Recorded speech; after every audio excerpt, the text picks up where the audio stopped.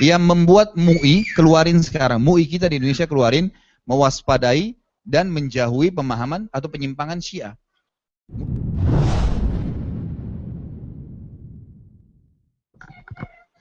Jadi sebenarnya organisasi dalam Islam, yayasan, instansi, boleh ada.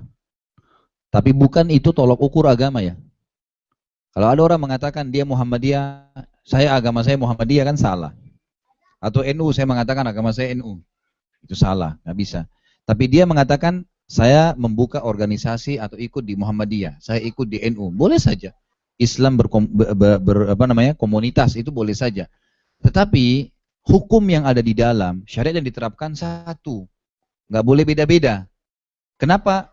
MUI Indonesia, Majelis Ulama Indonesia itu terdiri dari Muhammadiyah, NU, Al-Irsyad, semua ada tuh. Karena memang mau ditunjukkan ini ormas tidak masalah, tapi jangan syariatnya berbeda.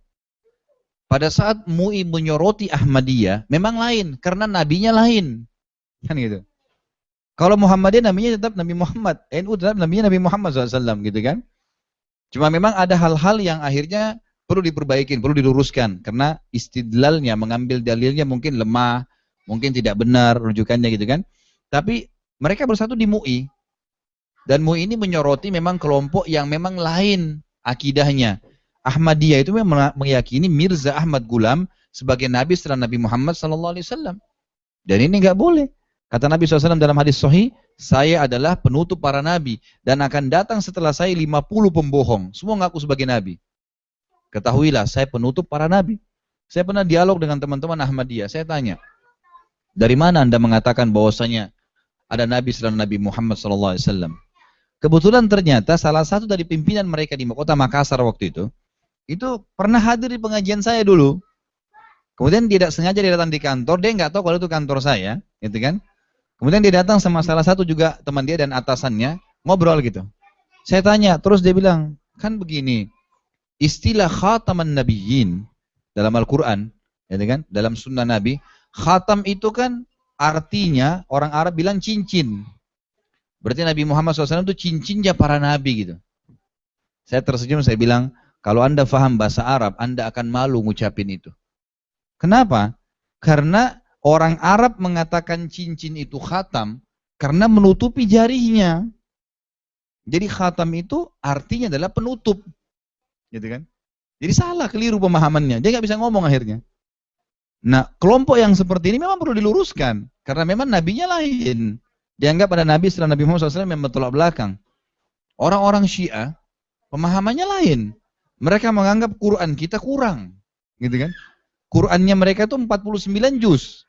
Kita 30 juz. Allah mengatakan dalam surah Al-Waqiah, "Inna nahnu nazzalna dzikra wa inna lahu lahafizun." Kami turunkan zikra Al-Quran dan kami akan menjaganya, gitu kan?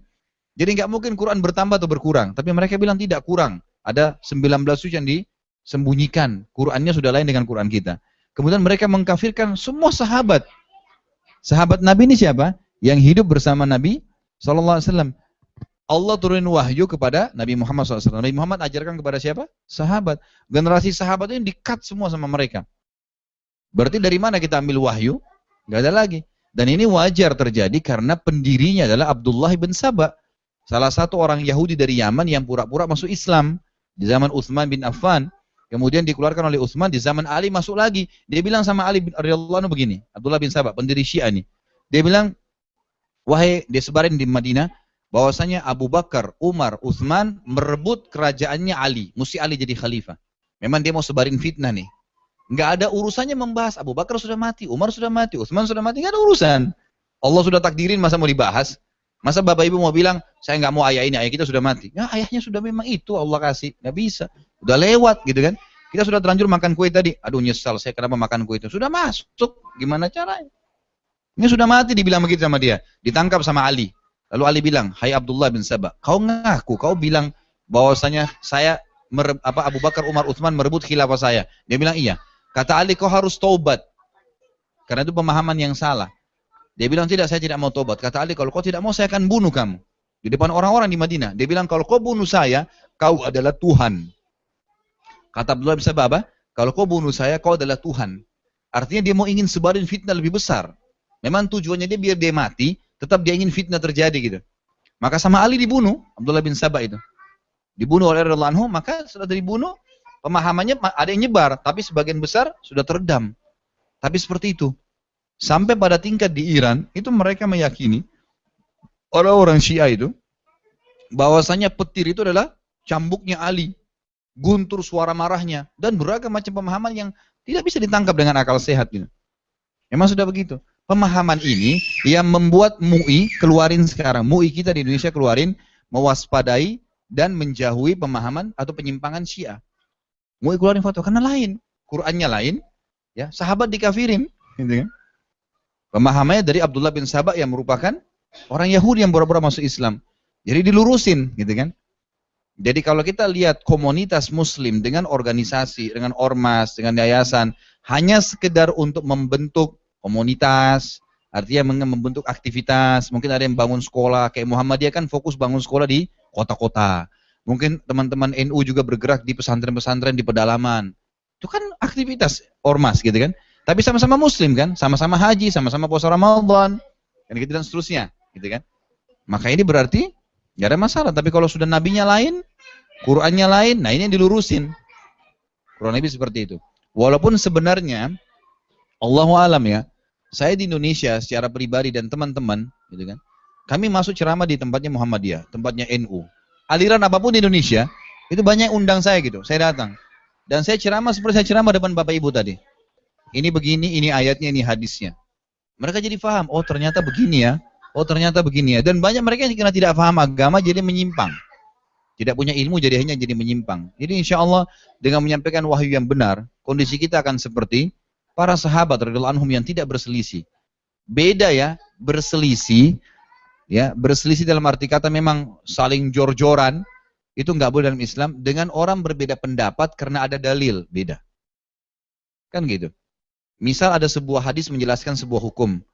Pendapat A mengatakan, oh seperti ini maksudnya. Pendapat B mengatakan begini. Contoh, ayat Al-Quran yang berbunyi, awlamastumun nisa. Dalam surah Al-Ma'idah ayat 6 ya. Allah menceritakan tentang masalah batal wudu misalnya.